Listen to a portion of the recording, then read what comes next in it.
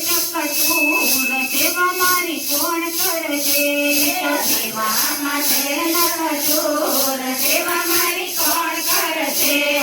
કટપણમાં થયેલા ચાર સેવા મારી કોણ કરશે કટપણમાં થયેલા ચાર સેવા મારી કોણ કરશે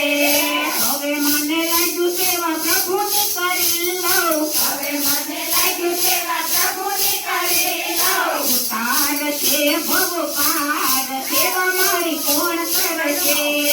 ઉતાર છે ભવ પાર સેવા મારી કોણ કરશે